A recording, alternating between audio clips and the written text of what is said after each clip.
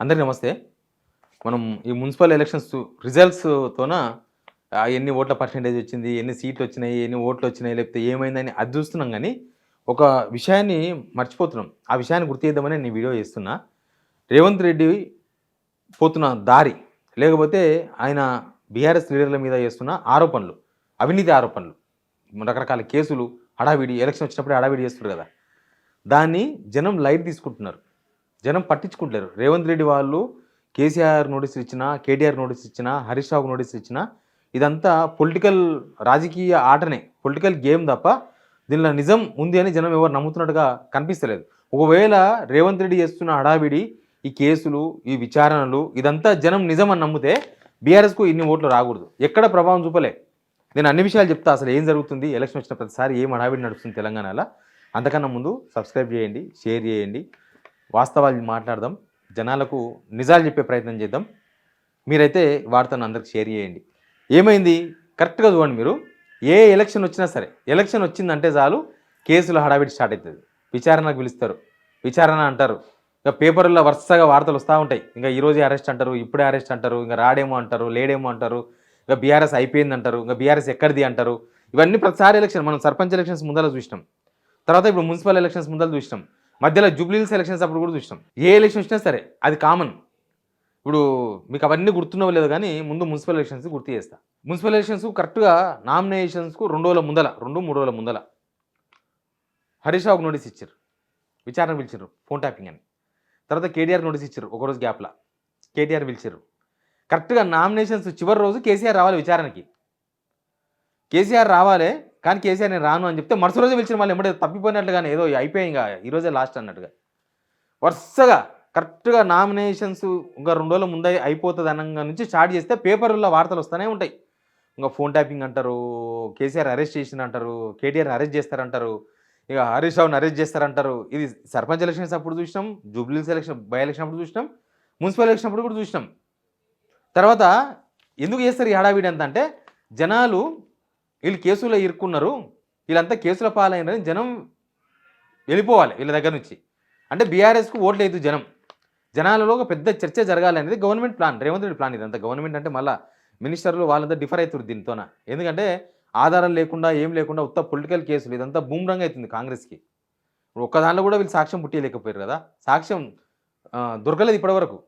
ఇప్పుడు మళ్ళీ రేపు ఎంపీటీసీ జెడ్పీటీసీ ఎలక్షన్ వస్తున్నాయేమో, మళ్ళీ ఇది ఫార్ములా ఈ కార్ కేటీఆర్ మీద పెట్టిన కేసు ఉంది కదా, ఆ కేసుకు సంబంధించి మళ్ళీ మెల్లగా స్టార్ట్ చేసిండ్రు. ఇంకా మళ్ళీ పేపర్లు ఏంటంటే ఫార్ములా ఈ కార్ అంటారు, కేటీఆర్ 50 కోట్లు దొబ్బిండి అంటారు, కేటీఆర్ను అరెస్ట్ చేస్తారంటారు, ఇంకా జైలుకు పోతారు రానే రాడంటారు, ఏవో చెప్తారు. ఇదంతా దేనికోసం అంటే జనాలను డైవర్ట్ చేసి బీఆర్ఎస్కు ఓట్లు పడకుండా ఇవన్నీ మనకే ఓట్లు పడాలి, చూసినావా రేవంత్ రెడ్డి అని అనాలి జనం అనేది అని ఉద్దేశం. కానీ ఈ రిజల్ట్ చూస్తే హడావిడి తప్ప ఏమీ లేదు.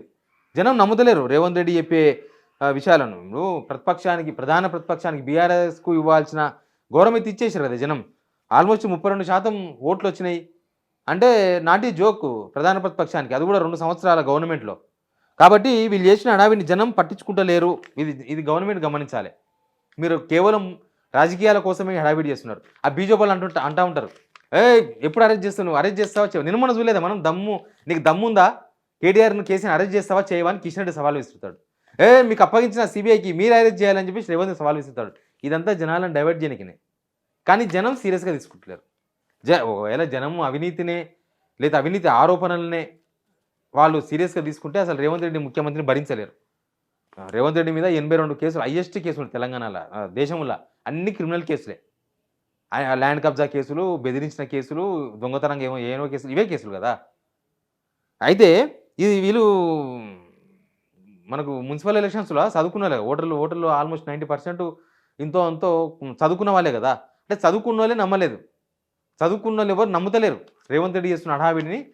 ఇదంతా రాజకీయ హడావిడి తప్ప ఏమి లేవు. ఆ ప్రభావం ఏమి ఉండదు, అదంతా ఉత్తదే. వీళ్ళు సాటిస్ఫాక్షన్ కోసం పేపర్లు రాసే పేపర్లు ఉన్నాయి, వేసే టీవీలు ఉన్నాయి. నేను ఉస్కో అంటే డిస్కో అనే బీజేపీలో లీడర్లు ఉన్నారు కొంతమంది. ఇంకా ఇంతే తప్ప జనం పట్టించుకుంటలేరు. అసలు గ్రామాలలో అసలే తెలియదు ఈ కేసుల గురించి. ఆ టౌన్లలో కనీసం టీవీలు పేపర్లు చదువుతారు కాబట్టి అంతో ఇంత అవగాహన ఉన్న వాళ్ళే పట్టించుకోలేదు మున్సిపల్ ఎలక్షన్స్లో. ఇక గ్రామీణ ప్రాంతాల్లో ఎవరు పట్టించుకుంటారు? వీళ్ళు పిచ్చి ప్రచారాలు ఇవన్నీ. సిబిఐకి ఇస్తామంటే ఇవ్వండి అంటే ఇదంతా డ్రామా. రేవంత్ రెడ్డి బీజేపీ కలిసి ఏదో మొత్తం దేశం మొత్తం కేసీఆర్ అండ్ కొల్లగొట్టేసిండ్రు అన్నట్టుగా ఎప్పుడు బిల్డప్ ఇస్తూ ఉంటారు. కానీ ఆ బిల్డప్ అంతా ఫెయిల్ అయిపోయింది. మున్సిపల్ ఎలక్షన్ చూస్తే మనకు అదే అదే కనిపిస్తుంది. కేటీఆర్ ఎన్నోసార్లు చెప్పిండు లొటపీస్ కేసు ఇదని, 100 సార్లు చెప్పిండు ఇవన్నీ లొటపీస్ కేసులు, లొటపీస్ కేసు అని. అది లొటపీస్ కేసు కాదు, గట్టి కేసు అని ప్రభుత్వం ఎప్పుడూ ప్రూవ్ చేసే ప్రయత్నం చేయలేదు. ఎందుకు చేయలేదంటే ఆధారాలు లేవు. ఫార్ములా ఈ కార్లో ఏమీ కనిపిస్తలేదు. కాళేశ్వరం 1,00,000 కోట్లు తిన్నారన్నారు. అసెంబ్లీ ఎలక్షన్స్ ముందు నమ్మిరు జనం. కానీ తర్వాత జనాలకు క్లారిటీ వచ్చింది. ఈ రేవంత్ రెడ్డిపై మొత్తం అబద్ధాలే, బీజేపీలతో కలిసి రేవంత్ రెడ్డి డ్రామాలు ఆడుతున్నాడు. 1,00,000 కోట్లు కాళేశ్వరం 1,00,000 కోట్లు తిన్న నమ్ముతారా ఇప్పుడు? దానికి అయ్యిందే 96,000 కోట్లు. అదంతా జనాలకు మెల్లగా అర్థమైంది. తర్వాత అర్థమైంది ఇవన్నీ రేవంత్ రెడ్డి వాళ్ళ అధికారం రానికే, ఆయనకు ముఖ్యమంత్రి కానికే మాత్రమే వాడుకున్న ఒక పొలిటికల్ స్టంట్ అని జనాలకు తర్వాత మెల్లగా అర్థమైపోయింది. ఇప్పుడు కూడా కాళేశ్వరం 3 కదా అన్నారు, సుందిల్ల, మేడిగడ్డ, ఈ 3 మొత్తం కలిసి 4,500 కోట్ల ఖర్చు. ఆ ఖర్చుకే 1,00,000 కోట్ల ప్రచారం చేశారు. కరెంటు మీద ఏదో చేసిర్రు, కరెంటు మొత్తం దోసుకుపోయిన ప్రచారం చేశారు. అది ఉత్తరం తేలిపోయింది. ఇంకా నిన్న మొన్న ఫోన్ ట్యాపింగ్ చూస్తున్నారు కదా, ఫోన్ ట్యాపింగ్ ఇప్పటిదాకా ఆధారాలు లేవు, ఏం లేవు. అసలు కాంగ్రెస్ గవర్నమెంట్లోనే ఫోన్ ట్యాపింగ్ జరుగుతుందని ఎవరు మినిస్టర్లు ఎవరు డైరెక్ట్గా ఫోన్లలో మాట్లాడుకునే సిచ్యువేషన్ లేకుండా పోయింది. ఇవన్నీ చూసిన తర్వాత జనాలకు క్లారిటీ వచ్చింది. ఆ క్లారిటీ వచ్చినట్టుగా మున్సిపల్ ఎలక్షన్స్లో కనబడింది. క్లారిటీ వచ్చిందంటే మున్సిపల్ ఎలక్షన్స్లో నిజంగానే రేవంత్ రెడ్డి వాళ్ళ ప్రచారాన్ని నమ్మితే, బీజేపీ రేవంత్ రెడ్డి కలిసి చేస్తున్న ప్రచారాన్ని వీళ్ళు అట్లా చేసిండ్రు, ఇట్లా చేసిండ్రు, పైసలు తిన్నారు, ఫోన్లు చేసిండ్రు, మా హీరోయిన్ల ఫోన్లు విన్నారు, మా భార్యాభర్తల ఫోన్లు విన్నారు, బెడ్రూమ్ ఫోన్లు విన్నారు అని కనుక ఉంటే బీఆర్ఎస్కు ఇన్ని ఓట్లు వచ్చే అవకాశం ఉండేది కాదు. జనం సీరియస్గా తీసుకొని మొత్తం ఓట్లు వన్ సైడ్గా అప్పుడు 90% ఓట్లు మొత్తం కాంగ్రెస్కే గుద్దేవాళ్ళు. బీఆర్ఎస్కు గౌరవప్రదమైన ఓట్లు వచ్చినాయంటే వీళ్ళు చేసిన ప్రచారం అంతా డొల్లా, ఆధారాలు లేకుండా కేసులు పెట్టి అనవసరంగా పాలన టైం వేస్ట్ చేసుకుంటారని జనం భావిస్తున్నారు. ప్రభుత్వము 5 సంవత్సరాలే లిమిటెడ్ పీరియడ్, అందులో ఆల్రెడీ 2 సంవత్సరాలు అయిపోయింది. ఇంకా ఇంకొక సంవత్సరంన్నరనే ఈ గవర్నమెంట్. ఆ తర్వాత మళ్ళీ పొలిటికల్ హడావిడి స్టార్ట్ అవుతాం, నెక్స్ట్ ఎలక్షన్ హడావిడి స్టార్ట్ అవుతుంది. ఏముండదు చేయనికే. కానీ టైం అంతా వేస్ట్, టైం పాస్ చేస్తున్నారు. అనవసరంగా ఏదో ఆరోపణలు చేసి 90% గెలవాల్సిన మున్సిపల్ ఎలక్షన్ 90% గెలవాల్సిన అధికార పార్టీ 50% పడిపోయిందంటే దాని అర్థం ఏంది? మీరు టైం అంతా వేస్ట్ చేస్తున్నారు. ప్రభుత్వాన్ని జనం తిరస్కరించిన అర్థం సింపుల్గా చెప్పాలంటే. మీరు చేసిన ప్రచారము వ్యర్థం. మీరు చేసిన ప్రచారంతో జనాలు మాకేమొస్తుంది, అనవసరంగా ఇదంతా వేస్ట్, టైం వేస్ట్ చేస్తున్నారు. కేసు నిజంగానే కనుక వాళ్ళు తప్పులు చేసి ఉంటే ఇన్నిసార్లు మేము జైలు వేస్తాం అన్నారు కదా. ఇప్పటికే ఆ కేసులు సీరియస్నెస్ కనిపించేది, ఆ కేసులో ఆధారాలు కనిపించేది, ఇప్పటికే దానిలో ఒక ప్రోగ్రెస్ కనిపించేది. ఏమీ లేక దాన్ని ఉత్తగా టైంపాస్ కోసం ఈడ్చుకుంటూ వచ్చి ఎలక్షన్ వచ్చిన ప్రతిసారి అది చెప్తే చాలు జనం డైవర్ట్ అయిపోతారని ఒక భ్రమంలో ఉండి గవర్నమెంట్ అదొకటి ప్రచారం చేసుకుంటారు అంతే. జనాలకు మాత్రం బాగా అర్థమైంది. ఎలక్షన్ ఇప్పుడు చూడు మళ్ళీ స్టార్ట్ అయింది చూడండి. జెడ్పీటీసీ ఎంపీటీసీ ఎలక్షన్ పెడతారని అంటున్నారు. మళ్ళీ ఫార్ములా ఈ కార్ కేసులో ఏదో మూమెంట్ స్టార్ట్ చేసిండ్రు.